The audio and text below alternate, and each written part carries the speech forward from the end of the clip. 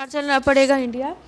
जैसा कि आप लोग देख रहे हैं कि हम लोग बीपीएससी का एक सीरीज़ चला रहे हैं, प्रीवियस ईयर का सीरीज़। उसमें क्या हो रहा है कि एक सेट लास्ट से और अगले दिन स्टार्टिंग का जो प्रीवियस ईयर का सेट है वो देखा जा रहा है।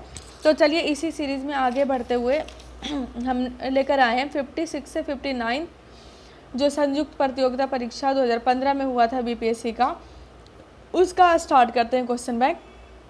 अच्छा, इसके पहले जो मैंने 2 वीडियो डाले थे उसमें क्या था कि मैंने थोड़ा बताया भी था कि मैंने एक्सपेरिमेंट किया आईपैड में, वो बनाया था जो कि मुझे भी पसंद नहीं आया और मैंने आप लोगों का भी रिव्यू मांगा था। तो आप लोगों में से कुछ लोगों ने बोला है कि नहीं पहले जो था वही सही है, और मुझे भी वही चीज़ लगता है कि जिस तरीके से मैं पहले से वीडियो बना रही थी उसी तरीके से सही है। तो चलिए ठीक है, अभी फिर से पुराने अपने शैली में आ जाते हैं और अपना जैसे पहले बनाया करता था वीडियो बिल्कुल वैसे ही बनाते हैं। चलिए, इसमें आपका पहला क्वेश्चन जो है वो है कि पागलपंथ की स्थापना किसने की थी। तो पागलपंथ की स्थापना की बात है तो इसका सही जवाब आपका हो जाएगा करम शाह ने इसकी स्थापना करी थी। ठीक है, 1825 ईस्वी में। आपको अगर डेट तो बहुत कम इसका पूछा जा सकता है, पर ध्यान रखें आप कि 1825 ईस्वी में इसकी स्थापना की गई थी। ओके, और ये पागलपंथ था, वो था क्या? पागलपंथ जो था वो अर्ध धार्मिक संप्रदाय था ये एक। चलिए आगे का हम देखते हैं कि फराजी कौन थे। तो फराजी की बात की जाए तो फराजी हाजी सरीउल्लाह के अनुयायी थे। फराजी आंदोलन हुआ था 1818 ईस्वी में। तो उसमें क्या था कि हाजी जो सरीउल्लाह थे उनके द्वारा ये किया गया था। बंगाल में ये मेनली फरीदपुर नामक क्षेत्र था, उसमें ये आंदोलन केंद्रित था। और सलीउल्लाह के बाद दादू मियाँ करके इनका नेतृत्व उन्होंने किया था, इस आंदोलन का नेतृत्व। अगर ये भी पूछ सकता है कि फराजी का जो उत्पत्ति है वो कैसे हुआ, तो फराजी का उत्पत्ति या ये नाम दिया गया वो फर्ज से इसको उत्पन्न करके ये नाम दिया गया। ये जो युद्ध था वो आपका 1838 से लेकर के 1857 तक ये विद्रोह चला था। स्थापना 1818 में हुई थी, 1838 से स्टार्ट हुआ था, 1857 तक चला था ये विद्रोह। रामोसी विद्रोह सही रूप से किस भौगोलिक इलाके में हुआ था? तो रामोसी विद्रोह की अगर बात कर लिया जाए तो वो आपका पश्चिमी घाट में हुआ था 1822 ईस्वी में। ठीक है, अगला हम देख लेते हैं कि बघेरा विद्रोह।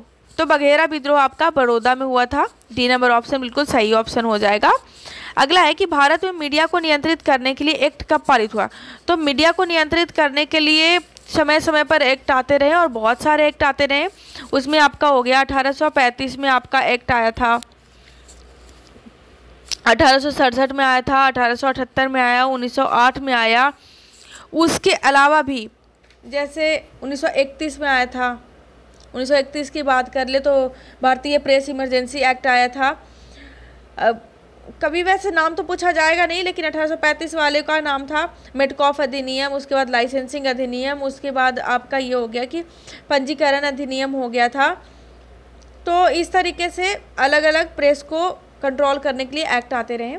20वीं शताब्दी के प्रारंभिक वर्षों में कांग्रेस के विभाजन का प्रक्रिया शुरू हुआ। तो 20वीं शताब्दी की अगर बात कर लिया जाए तो उस समय कांग्रेस का जो आंदोलनकारी नीति था, फिर उनका उद्देश्य जो था और लोगों की जो भागीदारी था, इन सारे चीज़ों से मिलकर के ही इसकी विभाजन की प्रक्रिया शुरू होती है। तो डी नंबर ऑप्शन इसका बिल्कुल सही ऑप्शन हो जाएगा। अगला है कि न्यू लैम्प्स ऑफ ओल्ड इसमें सर्वहारा वर्ग के साथ संपर्क से बाहर होने के लिए कांग्रेस की आलोचना की गई थी। तो इस लेख का जो लेखक था वो कौन था? तो अरविंद घोष ने इस लेख को लिखा था जिसमें इस चीज़ का वर्णन किया था। अगला हम देख लेते हैं कि नेहरू रिपोर्ट की अध्यक्षता में एक कमेटी द्वारा तैयार किया गया था, उसका विषय क्या था? तो जो नेहरू रिपोर्ट आया था आपका 1928 ईस्वी में, तो उसमें जो तैयार किया गया था, जैसे डोमिनियन राज बोला गया था उस टाइम को। 1928 ईस्वी में क्या हुआ था कि मोतीलाल नेहरू ने अपनी अध्यक्षता में एक 7 सदस्यीय, ध्यान रखिएगा 7 सदस्यीय एक समिति उन्होंने बनाई थी जिसमें उन्होंने भारतीय संविधान के लिए एक मूलभूत जो रेखा या मूलभूत लक्षण उन्होंने तैयार किया था, जिसको नेहरू रिपोर्ट कहा जाता था, और उसी को डोमिनियन राज के रूप में भी संसदीय व्यवस्था में प्रस्तावित किया गया। तो इसका ऑप्शन हम देख लेते हैं कि आपका जैसे पूछ रहा है कि कौन थे, तो नेहरू, अभी मैंने मोतीलाल नेहरू द्वारा बताया था 1928 ईस्वी में भारत में संवैधानिक व्यवस्था की बात की गई थी। तो सी नंबर ऑप्शन इसका सही ऑप्शन हो जाएगा। Katherine Mayo, Aldous Huxley, Charles Andrews और विलियम ड्रैगबी के बीच में आम रिश्ता क्या था? तो वो सारे के सारे जो थे, उन्होंने जो तत्कालीन जो भारत की परिस्थिति थी उस पर उन्होंने टिप्पणियां लिखी थी। तो ए नंबर ऑप्शन सही ऑप्शन हो जाएगा। अगला है कि इन पंक्तियों में किसने लिखा था कि सरफरोशी की तमन्ना अब हमारे दिल में है, देखना है जोर कितना बाजुए कातिल में है। तो ये जो स्टेटमेंट है वो है आपका बिस्मिल्लाह का। ठीक है, चलिए नेक्स्ट क्वेश्चन की तरफ चलते हैं। किसने 1921 ईस्वी में पहली बार पूर्ण स्वराज की मांग उठाई था? तो पूर्ण स्वराज की अगर मांग कर दिया जाए 1921 ईस्वी में, तो वो आपका हो गया मौलाना हसरत मोहानी ने। और जो ऑल इंडिया मुस्लिम लीग की जब स्थापना उन्होंने किया था, तो उस टाइम में उन्होंने पूर्ण स्वराज या आज़ादी काबिल की मांग उन्होंने किया था। और उन्होंने ये जो इनकलाब जिंदाबाद का नारा है उसको उन्होंने तो मतलब यूँ कह लीजिए कि उन्हें एक बुलंदी पर पहुंचाया था उस नारे को। अच्छा, अब आप कमेंट बॉक्स में ये बताइए कि ये जो नारा है आपका इनकलाब जिंदाबाद, ये किसने दिया था? भारत का कम्युनिस्ट पार्टी और भारतीय स्वयंसेवक संघ की स्थापना के क्रमशः सबसे करीबी वर्ष थे। तो कम्युनिस्ट पार्टी और इसकी बात की जाए तो 1925 ईस्वी में ही दोनों का था, बस डेट का फ़र्क है। राष्ट्रीय स्वयंसेवक संघ और कम्युनिस्ट पार्टी की 26 दिसंबर और 27 सितंबर की बात है। ठीक है, यानी कि ईयर 1925 ही है। स्वामी सहजानंद ने भूमि और जलमार्ग की राष्ट्रीयकरण की मांग के साथ अखिल भारतीय संयुक्त किसान सभा का गठन किया था। तो इसका आपका सही जवाब हो जाएगा। सबसे पहले आप देख लीजिए कि उन्होंने अखिल भारतीय किसान सभा की मांग कब किया था। अखिल भारतीय किसान सभा, तो ये आपका 1936 ईस्वी में उन्होंने लखनऊ में इसकी स्थापना करी थी। अच्छा, बिहार प्रांत का किसान सभा का नींव जो है वो 1929 ईस्वी में डाला गया था। उसमें किसानों की दशा को सुधारने के लिए, उनका किसानों का नेतृत्व प्रदान करने के लिए बात की गई थी। तो इसका जो सही जवाब हो जाएगा वो आपका आ जाएगा 1930 के दशक में। ठीक है, अगला हम क्वेश्चन देख लेते हैं कि डैश में बिहार और बंगाल के भूमि में किराएदार के अधिकारों को बंगाल किराएदारी अधिनियम के द्वारा दिया गया। तो ये पहले भी क्वेश्चन सेट में आ चुका है, वो है 1885 ईस्वी में। उस बार मैंने पूरा डिटेल्स में बताया था इसको। निम्न में से कौन गोलमेज सम्मेलन 1932 में हुआ? तो 1932 में आपका तीसरा गोलमेज सम्मेलन हुआ। 3 गोलमेज सम्मेलन हुआ है 1930, 31 और 32 में। ठीक है, अगला हम चलते हैं, अगले क्वेश्चन की तरफ चलते हैं। अच्छा, इस गोलमेज सम्मेलन में पहले भी मैं बता चुकी हूँ, एक बार और बता रही हूँ। श्वेत पत्र जारी किया था, ठीक है, जो बाद में भारत शासन अधिनियम 1935 का आधार बना। 1920 से 22 ईस्वी में असहयोग आंदोलन के दौरान बिहार में प्रचलित मान्यताओं में से एक थी, वह थी उनकी जीत हो गई, क्योंकि गांधी जी के बारे में है, तो गांधी जी धर्म के प्रतीक है। तो जो ये है, मतलब इस आधार पर ही ज़्यादातर सपोर्ट मिला इनको। ठीक है, उसी चीज़ के बारे में बात की जा रही है। निम्न से कौन बिहार का किसान नेता था? तो बिहार के किसान नेता की बात अगर की जाए तो ये स्वामी सहजानंद जो थे, ये आपके बिहार के किसान नेता थे। वल्लभ भाई पटेल तो इधर के थे, तो बिहार के नेता के बारे में स्वामी सहजानंद थे। ठीक है, किस क्षेत्र में राहुल सांकृत्यान को 1920 ईस्वी में असहयोग आंदोलन में सक्रिय थे? तो राहुल सांकृत्यान की पहले भी डायरेक्ट या इनडायरेक्ट रूप में क्वेश्चन इनसे पूछ लिया गया है, तो वो इसका सही जवाब आपका हो जाएगा। ये छपरा के थे और छपरा के ही सक्रिय नेता थे। इन्होंने जैसे असहयोग आंदोलन वगैरह में इन्होंने मुख्य भूमिका निभाई थी। ठीक है, अच्छा, इन्होंने जो है अपना बेस माना था। राहुल सांकृत्यान की बात की जाए तो ये जैसे छठ पूजा इनका फेवरेट था, क्योंकि उसमें महिलाएं आती थी, महिलाएं मोस्टली पार्टिसिपेट करती थी और महिलाओं तक ये अपने मन की बात पहुंचाते थे और महिलाओं को फिर अपने साथ शामिल करते थे। निम्न से कौन सा कथन सही है? तो सही कथन की बात की जाए तो 1957 ईस्वी में दरभंगा डुमराव और ये क्या लिखा है, दरभंगा डुमराव और, एक मिनट मैं अभी बताती हूँ, थोड़ा सा ब्लर हो गया है। दरभंगा डुमराव और हटवा के महाराजा और उनके साथी जमींदारों ने आदमी और पैसे से अंग्रेजों की मदद की। तो हाँ, ये सही बात है कि 1957 का जो था उस टाइम में, सॉरी ये 1857 का जो विद्रोह चल रहा था, तो उस टाइम में दरभंगा ये सब जगह के लोगों ने अंग्रेजों का मदद किया था। ठीक है, आदमी और पैसे दोनों के साथ। आगे का जो ऑप्शन देखोगे आगे में है कि सिर्फ आदमी से, सिर्फ पैसों से, इस तरीके से तो नहीं, दोनों के साथ उन्होंने मदद किया था। तो उसका ए नंबर ऑप्शन सही ऑप्शन हो जाएगा। अगला है कि किसने दुखी, दुखी आत्मा, दुखी हृदय जैसे छद्म नामों के तहत लिखकर चंपारण के किसानों की दुर्दशा को प्रकाशित किया। तो पीर मोहम्मद मुनीस जो थे, उन्होंने इस तरीके के छंद को लिख करके वहाँ की दुर्दशाओं को का व्याख्या किया। ठीक है, अगला क्वेश्चन आपका है कि हाँ, निम्न में से किस वर्षों में व्यापार संतुलन भारत के लिए अनुकूल रहा? तो व्यापार संतुलन की बात की जाए तो 1972-73 और फिर 76-77 में अनुकूलित रहा। ठीक है, अगला हम देख लेते हैं कि हाँ, ये देखिए, ये थोड़ा सा मैं छोटा करके दिखा रही हूँ इस क्वेश्चन को। अब थोड़ा सा ध्यान रखना, हर किसी के बारे में जानना आपके लिए ज़रूरी है। इसमें ISLFTA ये क्या है? तो सबसे पहले हम क्वेश्चन पर तो बाद में जाएंगे, थोड़ा सा इसको ध्यान से देख ले। ये जो है भारत श्रीलंका मुक्त व्यापार समझौता की बात की जा रही है। तो इसकी जो स्थापना हुई थी वो 1999 ईस्वी में हुई थी। ठीक है, साफ्टा की बात की जाए, ये देखिए, एक साफ्टा है, एक साप्टा है, पहले भी मैंने बताया है, चलो अभी भी बताती हूँ। तो साफ्टा की अगर बात की जाए तो SAFTA south Asian free trade area यानी दक्षिण एशिया मुक्त व्यापार, इसकी स्थापना जो 2005 ईस्वी में की गई। CFCA यानी कि भारत सिंगापुर के मध्य व्यापार का जो आर्थिक सहयोग समझौता है, उस पर भी हस्ताक्षर आपका 2005 में हुआ। सॉरी एक मिनट, साफ्टा का 4 में हुआ था, 2004 में साफ्टा का हुआ था। और साप्टा की बात कर ली जाए तो साप्टा की स्थापना 1993 में हुआ था। ठीक है, दक्षिण एशिया अधिमान व्यापार, यानी कि आप देख रहे हो कि सारे के सारे व्यापार से रिलेटेड है। ठीक है, अब हम आगे क्वेश्चन में देख रहे थे कि क्वेश्चन में आखिर कह क्या रहा है। डेट तो हमने बता दिया, 1999 हो गया, 2004 हो गया, 2005 हो गया, 1993 हो गया। क्वेश्चन में क्या कह रहा है कि ठीक है, काल्यानुक्रमित क्रम से इसको बताना है। तो ठीक है, अभी तो हमने आपको ईयर्स बता दिए, इसका जवाब हो जाएगा बी नंबर ऑप्शन सही जवाब। अगला जो है, किस वर्ष कृषि और संबद्ध क्षेत्रों की वार्षिक औसत वृद्धि दर नकारात्मक रही? तो खैर ये उतना ज़्यादा इम्पोर्टेंट रखता नहीं अभी के टाइम में, लेकिन आंसर बस आप जान लीजिए कि 2002 से 3 के बीच में रखी थी।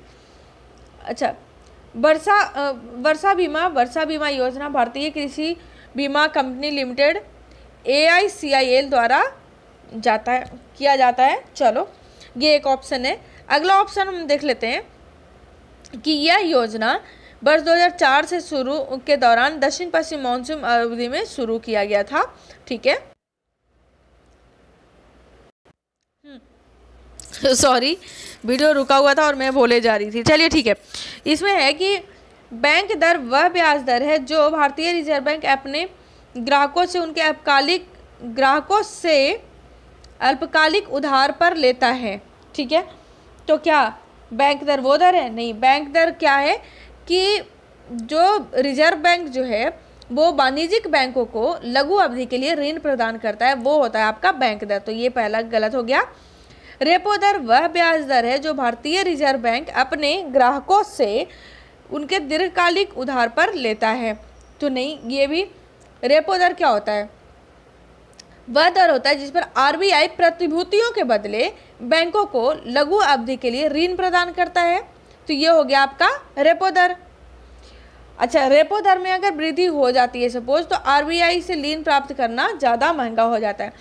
तो क्या है कि इन दोनों में RBI लेता नहीं बल्कि देता है ना। तो ठीक है, ऑप्शन ये देखिए कि क्या पूछ रहा है कि निम्न में से कौन सा गलत है? तो दोनों ही कथन गलत है। आपका सी नंबर ऑप्शन ये हो जाएगा, सही है ऑप्शन हो जाएगा। ठीक है, भारत में वित्तीय क्षेत्र के सुधार में शामिल है। तो वित्तीय क्षेत्र में सुधार की बात की जाए तो CRR, SLR ये भी वित्तीय क्षेत्र के लिए, बीमा क्षेत्र में निजी कंपनियों का प्रवेश और ब्याज दर अविनियमित। तो ये तीन सारा ऑप्शन सही ऑप्शन है, डी हो जाएगा सही जवाब। निम्न में से कौन सा भारत निर्माण का एक अंग नहीं है?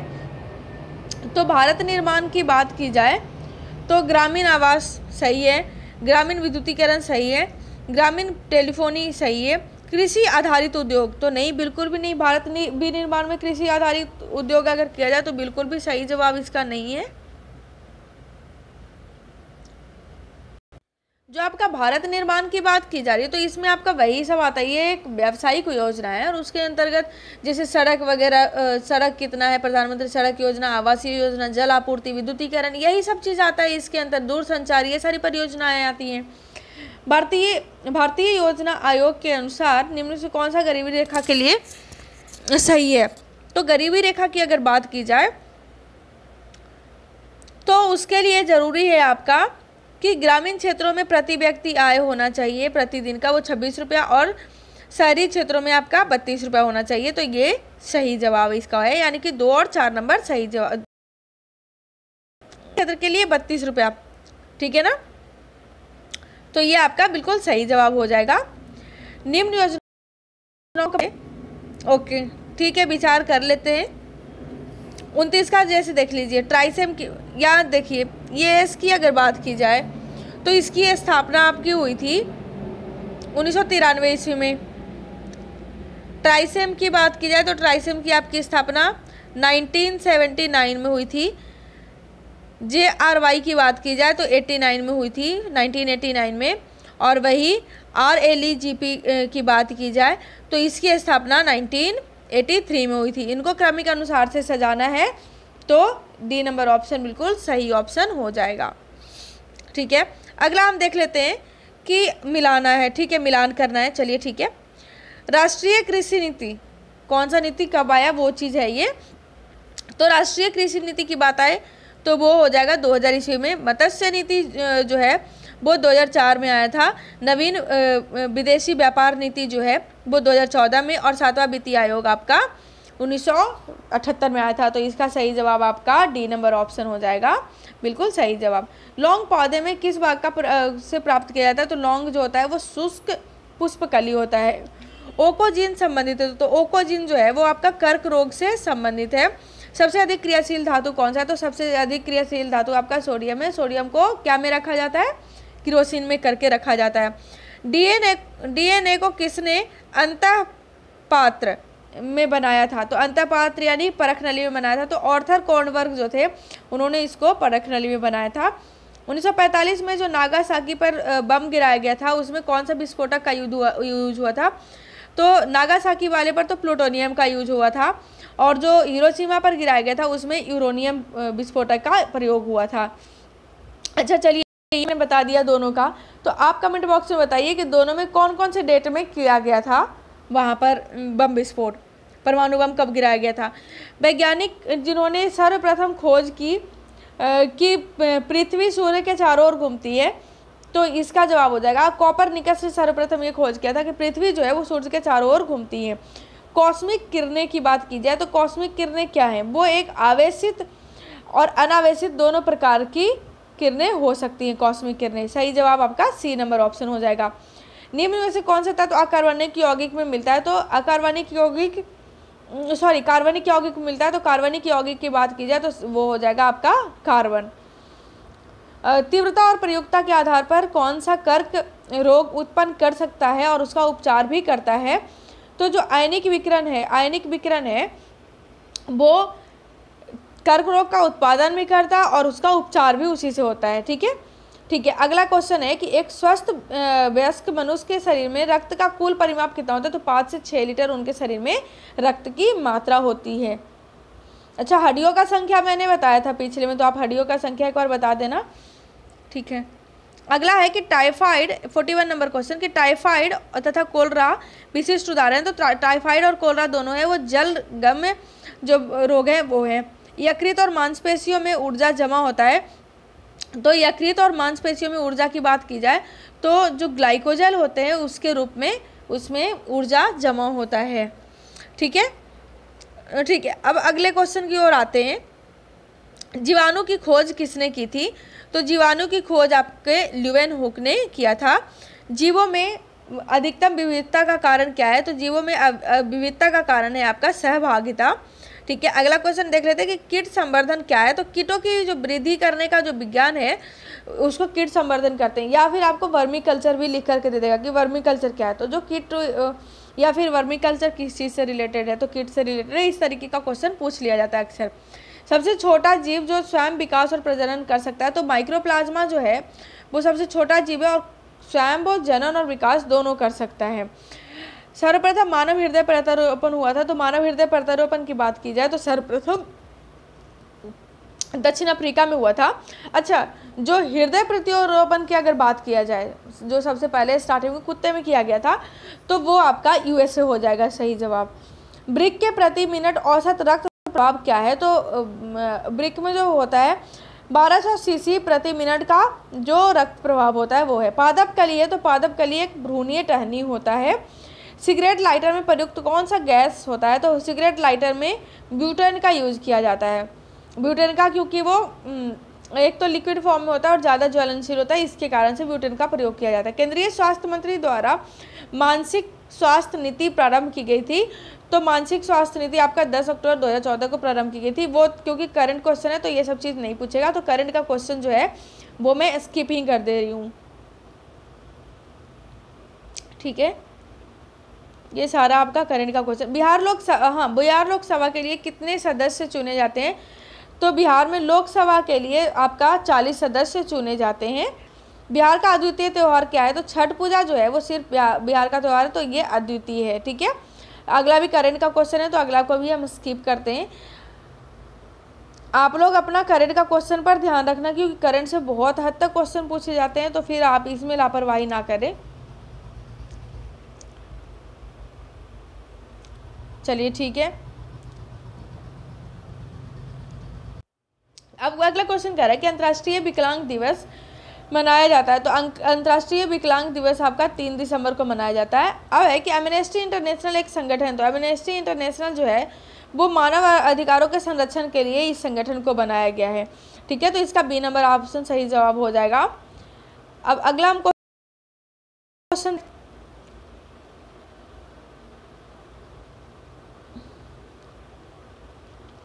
देखिए, आप देख सकते हैं कि कितना सारा क्वेश्चन आपका बस करंट से पूछा जा रहा है। मतलब एक सेट में कम से कम 20 से 25 क्वेश्चन करंट का रह रहा है और करंट में कुछ भी कैटेगराइज नहीं है कि इस फील्ड से ज़्यादा है उस फील्ड से कम है, कहीं से भी क्वेश्चन पूछ दिए जा रहे हैं। खेल कूद में उत्कृष्टता के लिए कौन सा पुरस्कार दिया जाता है? तो अर्जुन पुरस्कार दिया जाता है खेल कूद में उत्कृष्टता के लिए। और द्रोणाचार्य पुरस्कार किसको दिया जाता है? कोच को दिया जाता है। प्रिंस ऑफ वेल्स कप किस खेल से संबंधित है? तो प्रिंस ऑफ वेल्स के बारे में जो है वो आपका गोल्फ से संबंधित वो जो पुरस्कार है वो है। ठीक है, कौन सा हड़प्पा और मोहनजोदड़ो के उत्खनन से संबंधित नहीं है? तो B.S. स्मिथ जो है उनका हड़प्पा और मोहनजोदड़ो का जो उत्खनन होता है उससे कोई संबंध नहीं है। बाद बाकी R.D. बनर्जी, K.N. दीक्षित और M.S. वत्स जो है वो हड़प्पा और मोहनजोदड़ो के खुदाई से संबंधित है। बौद्ध धर्म अपना प्रथम उपदेश कहाँ दिए? तो बौद्ध धर्म ने प्रथम उपदेश अपना सारनाथ में दिया। अच्छा, बौद्ध धर्म, जैन धर्म, बौद्ध धर्म से तो आप ये समझ लो कि उससे क्वेश्चन पूछना ही पूछना है। बौद्ध धर्म हो गया, नालंदा जो विश्वविद्यालय हो गया, ये सब हो गया, इन सारी चीज़ों से क्वेश्चन पूछना ही पूछना है। बिल्कुल, आप यहाँ पर जब प्रीवियस ईयर का क्वेश्चन देखोगे तो आपको जैसे हिस्ट्री में हो गया, पॉलिटी में हो गया, तो बिल्कुल ऐसा पॉलिटी से तो बहुत कम ही क्वेश्चन पूछे जाते हैं। पॉलिटी आपको लोकसभा वगैरह से ही पूछ लिया जाता है, लोकसभा, राष्ट्रपति, ये सब से। हिस्ट्री में भी क्वेश्चन बिल्कुल फिक्स है आपका, जैसे या तो पूछ रहे कौन किसके दरबार में था, राइटर वगैरह, ये सब चीज़, यानी वंश वगैरह को आप ध्यान में रखें, खास करके मॉडर्न से। फिर आपका हो गया 1857 का जो विद्रोह हुआ उसे भी ध्यान में रखें। जो बौद्ध धर्म वगैरह है इनसे रिलेटेड चीज़ें भी ध्यान में रखेंगे तो काफ़ी हद तक आपका सॉल्व हो जाएगा। जो वही बोलते हैं ना कि हार्ड वर्क से ज़्यादा स्मार्ट वर्क काम करता है, तो आपको स्मार्टली वर्क करना है। प्रीवियस ईयर देखिए, फिर उस अनुसार से फिर एक पैटर्न में आ जाएगा कि आपको समझ में आ जाएगा कि किस पोर्शन से कितना क्वेश्चन पूछा जा रहा है। जनगणना इम्पोर्टेंट है, जनगणना का तो मैं एक वीडियो भी बना करके पोस्ट कर दूंगी 2-4 दिनों में। हर्षवर्धन के शासनकाल में किस चीनी यात्री ने भारत की यात्रा की? तो हर्षवर्धन का अगर बात किया जाए तो उस टाइम में, हाँ यहाँ देखिए कि हेनसांग ने, हर्षवर्धन के काल में आपका कौन आया था? तो वो है आपका हेनसांग आया था। अगला क्वेश्चन आप देख लीजिए कि 2.5 दिन का झोपड़ा क्या है? तो 2.5 दिन का झोपड़ा एक मस्जिद है, ठीक है। इसको बनवाया था कुतुबुद्दीन ऐबक ने बनवाया था 1199 ईस्वी में। ये भी कई बार पूछा जा सकता है। तुजुक बाबरी किस भाषा में लिखा हुआ है? तो तुजुक बाबरी तुर्की भाषा में लिखा हुआ है, तो सही जवाब हो जाएगा सी नंबर। हल्दी घाटी के युद्ध में महाराणा प्रताप की सेना का सेनापति कौन था? तो हकीम खान जो थे उनके सेनापति थे। हल्दी घाटी का युद्ध कब हुआ था? 1576 ईस्वी में। अच्छा, आप कमेंट बॉक्स में बताएं कि किसके किसके बीच में हुआ था आपका हल्दी घाटी का युद्ध। शिवाजी की राजधानी कहाँ थी? तो शिवाजी की राजधानी आपकी रायगढ़ में थी। और अगला देखिए कि किस साल रेगुलेटिंग एक्ट पारित किया गया? तो 1773 ईस्वी में पहला रेगुलेटिंग एक्ट आया था, उसी साल पारित किया गया था। अगला हम देख लेते हैं क्वेश्चन। और उसके बाद 1784 के बाद से क्या हुआ कि पिट्स इंडिया एक्ट आने लगा था, ठीक है। 1857 में भारत का गवर्नर जनरल कौन था? तो 1857 की बात करें तो लॉर्ड कैनिंग उस टाइम का गवर्नर जनरल था। नेक्स्ट देखते हैं कि किस घटना के आधार पर महात्मा गांधी ने असहयोग आंदोलन का अपनी हिमालय जैसी भूल बताई?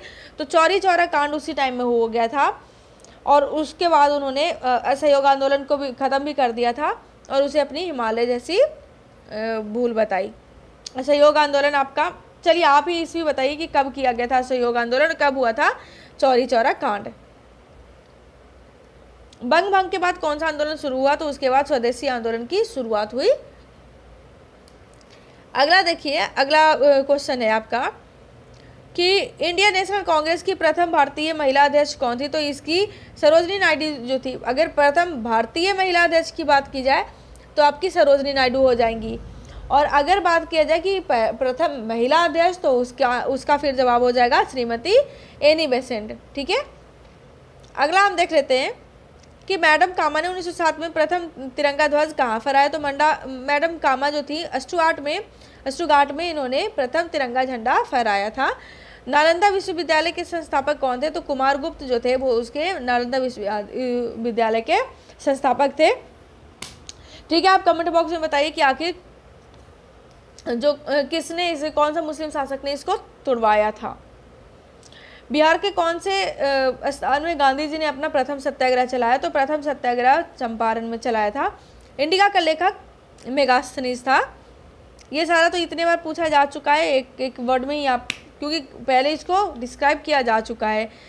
अगर जिसने भी पहले का क्वेश्चन नहीं देखा है वीडियो, तो मैं यही बोलूँगी कि आप अगर बीपीएससी के लिए प्रिपरेशन कर रहे हो तो आप पहले का भी जो सेट है प्रीवियस ईयर का वो सारा भी देखिए। ऐसा मत सोचिए कि जो स्टार्टिंग में आपका 92-93 में ये सब में इजी क्वेश्चंस पूछे जाते थे तो नहीं हमें करना है। नहीं, आपको उससे लेवल पता चलेगा कि किस तरीके से क्वेश्चन टफ हो रहे हैं, किस तरीके से क्वेश्चन का पैटर्न चेंज हो रहा है। भारत में किस सिख गुरु का जन्म हुआ? तो गोविंद सिंह का जन्म भारत में हुआ था। 1922 ईस्वी में गया का इंडियन नेशनल कांग्रेस के अधिवेशन में अध्यक्षता किया था, तो चित्तरंजन दास ने उस टाइम का अध्यक्षता किया था। जयप्रकाश नारायण किस नाम से जाने जाते हैं? तो लोकनायक के नाम से जाने जाते हैं। और मैंने ये भी बताया था कि लोकनायक की उपाधि उन्हें किसने दिया था, ठीक है। अगला हम देखते हैं कि विश्व में एल्युमिनियम का सबसे बड़ा उत्पादक, तो एल्युमिनियम की बात करें तो यूएसए जो है सबसे बड़ा उत्पादक है। पेनाइल जो कि यूरोप में है, अल्पेशियन अमेरिका में है और अरावली भारत में है। ये सब किस तरीके का उदाहरण? तो पुरानी पर्वत श्रृंखला का उदाहरण है ये। निम्न से उस शहरों का मेल मिलाइए जो नदियाँ बह करके निकलती है, यानी कि शहर और नदियों की बात की जा रही है। तो जो रॉटरडैम नदी है, रॉटरडैम नदी आपकी रॉटरडैम शहर जो है वो राइन नदी के किनारे है। पेरिस जो शहर है वो आपका सेन नदी के किनारे है। बुडापेस्ट आपका ड्यूब नदी के किनारे और वाशिंगटन जो है वो पेटोमैक नदी के किनारे हैं। तो इसका सही जवाब आपका हो जाएगा 3 नंबर ऑप्शन। निम्न से कौन सा शहर धातु के व्यापार का सबसे बड़ा केंद्र है? तो धातु व्यापार की बात की जाए तो वो आपका लंदन है। बंगाल की नदियाँ, निम्न से कौन सी नदियाँ बंगाल की खाड़ी में गिरती है? तो चलिए देख लेते हैं गंगा ब्रह्मपुत्र तो गिरती है, गंगा ब्रह्मपुत्र गोदावरी, सही बात है, ये गिरती है। और महानदी कृष्णा और कावेरी भी गिरती है। ये देखिए जो लूनी नदी है, ताप्ती और नर्मदा जो नदी है वो तो अरब सागर में गिरती है, और लूनी नदी है वो चारों तरफ से घिरी हुई नदी है, मतलब वो धरती में ही एक तरीके से समाहित हो जाती है, राजस्थान में वो नदी है। भारत में सबसे पुराना तेल का भंडार कहाँ है? तो सबसे पुराना तेल का भंडार जो है वो डिगबोई असम में है। अगला देखते हैं कि भारत में यरलुंग जांगवो नदी किस नाम से जाना जाता है? तो यरलुंग जांगवो नदी जो है वो आपकी ब्रह्मपुत्र नदी है, और भारत में उसे ब्रह्मपुत्र नाम से जाना जाता है। तो आप ये बताइए कि इसको बांग्लादेश में किस नाम से जाना जाता है? निम्न में से कौन सा एक सबसे सूखा स्थान है? तो सबसे सूखा स्थान की बात की जाए तो आपका सही जवाब हो जाएगा लेह। ठीक है। निम्न में से किस राज्य में जनजातीय समुदाय की पहचान नहीं की गई? तो हरियाणा में कोई भी जनजातीय समुदाय नहीं है, तो ये आपका सही जवाब है। पंजाब भी रहता तो पंजाबी सही ऑप्शन होता। सुल्तानपुर बर्ड सेंचुरी स्थित है, तो सुल्तानपुर बर्ड सेंचुरी गुड़गांव में स्थित है। गुड़गांव क्या है? हरियाणा का पार्ट है। भारत में प्रति व्यक्ति वन का क्षेत्र कितना हेक्टेयर है? तो इसका तो आप रहने ही दीजिए। निम्न में से किस राज्य में कृषि भूमि का 60% से कम है? तो कृषि भूमि की बात अगर की जाए तो वो आपका पश्चिम बंगाल में 60% से कम है। नागार्जुन सागर बहुउद्देशीय परियोजना कौन सी नदी पर है? तो नागार्जुन सागर बांध की जब बात की जाए तो वो है कृष्णा नदी पर। डी नंबर ऑप्शन इसका बिल्कुल सही जवाब है। अगला हम देख लेते हैं कि बिहार में डालमिया नगर किसके लिए प्रसिद्ध है? तो डालमिया नगर की बात किया जाए तो वो सीमेंट के लिए प्रसिद्ध है। ठीक है। अब अगला देख लेते हैं कि भारत में कौन से दो राज्य सबसे बड़े पैमाने पर लॉ एस्क में संपन्न हैं? तो लॉ एस्क में संपन्न आपके मध्य प्रदेश और उड़ीसा है। झारखंड के झरिया मुख्यतः है, तो झारखंड का झरिया जो है वो कोयले के लिए है। कौन सा शहर बिहार के सबसे पूर्वी भाग में स्थित है? तो सबसे पूर्वी भाग की बात की जाए तो आपका कटिहार सही जवाब इसका हो जाएगा। निम्न झीलों में से कौन बिहार में स्थित है? तो अनुपम झील जो है वो बिहार में स्थित है। और अगर पूछ लिया जाए कि बिहार में कहाँ में स्थित है तो अनुपम झील आपका कैमूर जिले में स्थित है। ठीक है, तो ये इसका सही जवाब हो जाएगा। हाँ, एक और चीज़, जो कैमूर वन जीव अभयारण्य जो है वो भी मतलब वहीं पर है। ठीक है। अगला हम देख लेते हैं कि विकेंद्रीकरण प्रणाली की सिफारिश किसने की थी? तो विकेंद्रीकरण की अगर बात की जाए तो इसकी सिफारिश आपके बलवंत राय मेहता ने किया था। ठीक है। अगला हम देख लेते हैं कि भारत में मध्य अर्धशतक यानी मिड 50s में अपनाए जाने वाले महालनोबिस जो प्लान मॉडल था उसका उद्देश्य क्या था? तो पीसी महालनोबिस ने जो सिद्धांत दिया था उसका था कि भारी उद्योगों की स्थापना करके और जो पूंजी है उसको सघन मतलब स्थापना करना, जो पूंजी सघन थे उसमें। ठीक है, मेनली आप समझ लो कि भारी उद्योगों की स्थापना करना था। अगला हम देख लेते हैं कि हाँ ठीक है, इसमें ईयर दिया हुआ है और कौन सा मतलब किसकी स्थापना कब हुई थी ये चीज़ दिया हुआ है। ओके, तो चलिए ठीक है आगे बढ़ते हैं। तो ये देखिए, अगर 1955 की बात की जाए तो 1955 में आपका भारतीय जो औद्योगिक ऋण बीमा निगम बीमा जो था वो चीज़ आपका 1955 में उसकी स्थापना हुई थी। फिर 1964 की बात की जाए तो 1964 में आपके भारतीय औद्योगिक विकास बैंक की स्थापना हुई थी। 1982 में अगर बात की जाए तो उसमें भारतीय आयात निर्यात बैंक की, और 1987 में आपके औद्योगिक और वित्तीय पुनर्निर्माण बोर्ड की स्थापना हुई थी। तो इसका सही जवाब देख लेते हैं क्या हो जाएगा। इसका सही जवाब आपका हो जाएगा इसका सी नंबर ऑप्शन। ठीक है, हाँ, ओपन जनरल लाइसेंस रोजगार, अभी ट्राइसेम वगैरह के बारे में तो अभी बताया। ठीक है, तो जो ओपन जनरल लाइसेंस है तो वो आपका विदेशी व्यापार से जुड़ा हुआ है। ट्राइसेम जो है वो रोजगार से जुड़ा हुआ है। थोक मूल सूचकांक जो है वो मुद्रास्फीति से, और नकदी रिजर्व अनुपात जो है वो ऋण नियंत्रण से जुड़ा हुआ है। तो ये हो जाएगा आपका आंसर ऑप्शन नंबर ए, बिल्कुल सही जवाब। अगला हम देख लेते हैं कि सरकारी व्यय को नियंत्रित करने का प्राधिकारी है। तो सरकारी व्यय को नियंत्रित करने का प्राधिकारी आपका वित्त मंत्रालय है। अगला हम देख लेते हैं कि प्रभावी राजस्व घाटा किस केंद्रीय बजट में पेश किया गया। तो इसका सही जवाब आपका हो जाएगा 2011 से 12 में। ब्याज भुगतान एक आइटम है तो राजस्व व्यय का एक आइटम है, ए नंबर ऑप्शन इसका सही जवाब हो जाएगा। ये तो आपका करंट का क्वेश्चन है, छोड़ दीजिए।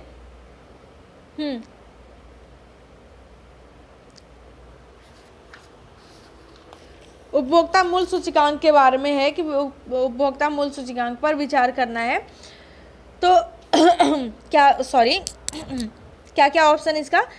औद्योगिक श्रमिकों के लिए उपभोक्ता मूल्य सूचकांक, कृषि श्रमिकों के लिए उपभोक्ता मूल्य सूचकांक, ग्रामीण श्रमिकों के लिए उपभोक्ता मूल्य सूचकांक, शहरी गैर श्रम कर्मचारियों के लिए उपभोक्ता मूल्य सूचकांक। क्या है, क्या पूछ रहा है कि कौन सा केंद्रीय सांख्यिकी संगठन यानी CSO द्वारा संकलित किया जाता है, ठीक है।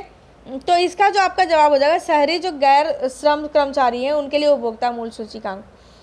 अगर CSO की बात करें, केंद्रीय सांख्यिकी कार्यालय की बात की जाए, तो उसमें है कि राष्ट्रीय आय की वो लोग गणना करते हैं, उद्योग का वार्षिक सर्वेक्षण, आर्थिक गणना, उसका सर्वेक्षण, औद्योगिक उत्पादन सूचकांक का संकलन, शहरी जो शिक्षित कर्मचारी उपभोक्ता है उनका जो मूल्य सूचकांक है उसका निर्धारण करते हैं, और मानव विकास और लिंग जेंडर पर आधारित आंकड़े वो लोग जारी करते हैं। तो चलिए, इसमें एक ऑप्शन आपका आ गया, जो इतने सारे वर्क उनके हैं तो उनमें से एक ऑप्शन मैंने ये भी बता दिया था, तो डी नंबर, ये आपका 4 नंबर ऑप्शन बिल्कुल सही है।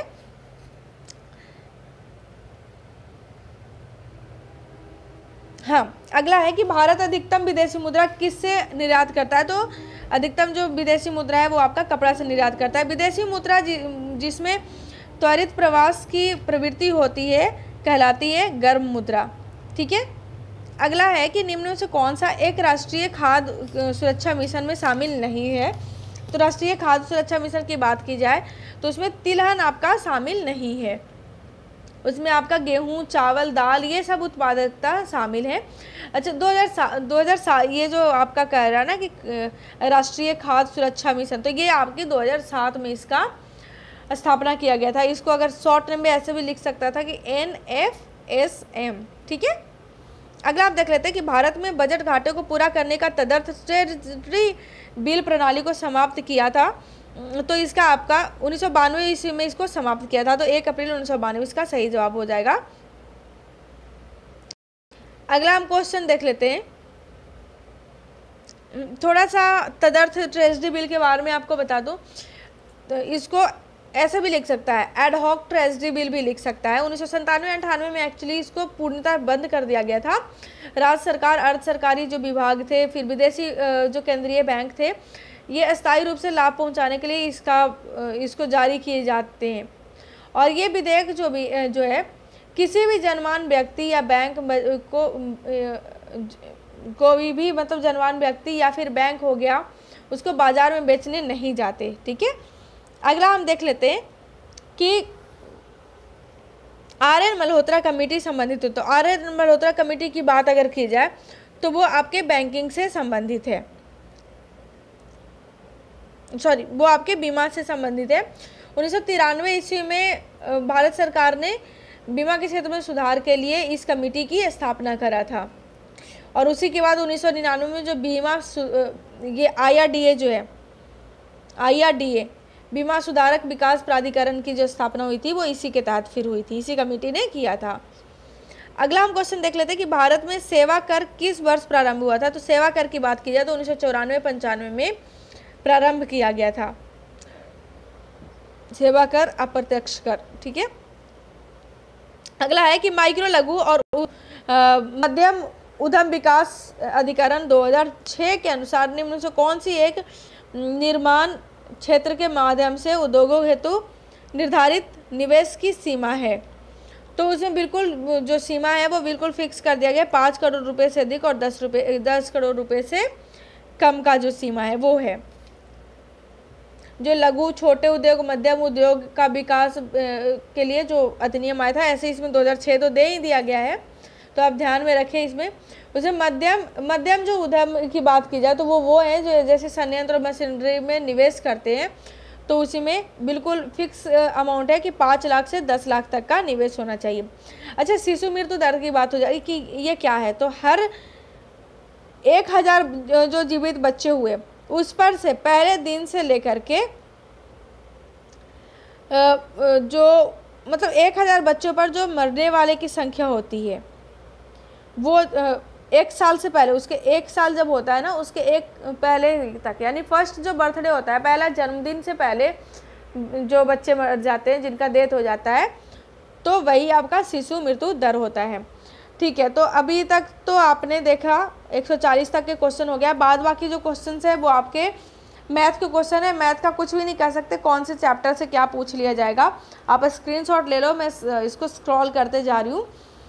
और चलिए, यही स्क्रॉल के दौरान थोड़ी बातें भी हो जाती हैं। आप लोग जैसे प्रैक्टिस करते रहें। पहले आप देखते थे कि इसमें क्या लास्ट में रीजनिंग 10 पूछ लिया जाता था, लेकिन अभी मैथ पूछा जा रहा है। तो मैथ तो 10 थोड़ा बहुत पढ़ते हैं आप, है तो उससे सॉल्व कर सकते हैं। वैसे अभी वाला इस सेट का तो मैथ का स्टैंडर्ड थोड़ा सा हाई दिया है। और बाद बाकी जब हम बात करते हैं इसकी जीएस की बात करते हैं, तो मैं बताते आपको बताई थी कि कौन कौन से चैप्टर से मेनली पूछा जाता है।